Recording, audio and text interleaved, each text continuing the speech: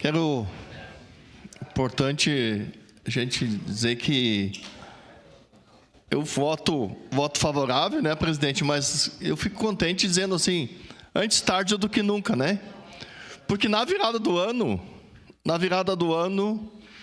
a gente não sabia onde as crianças iam nascer.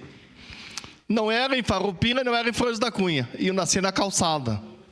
Porque não tinha um local para nascer criança em Caxias.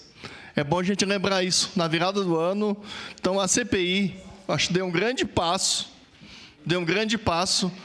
quando o vereador Rafael e o vereador Scalco estiveram, a convite da prefeitura, convite do prefeito, a convite da secretária, nos representando na reunião com o MP, para nós foi importante.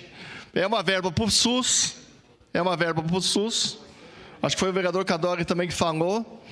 O local é um local de primeiro mundo lá no Virvi. Quem visitou o Virvi, né, Geraldo? Parabéns pela estrutura, mas sabemos que essas estruturas não cai do céu. Quando vocês abraçaram, para nós, isso quem ganha é a comunidade de Caxias.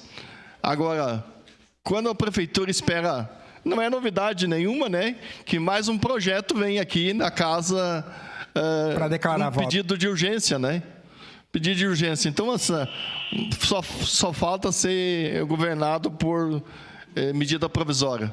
Então, para mim, isso é preocupante, porque eu acho que o governo pode abrir discussão melhor com essa casa e tem como discutir melhor. Isso tem prazo, mas, mais uma vez, quero dizer que fico contente quando a gente vê esse projeto ainda antes tarde do que nunca. As pessoas custaram se entender ali no executivo que era importante esse projeto aqui, mandar esse recurso ali por Virvi.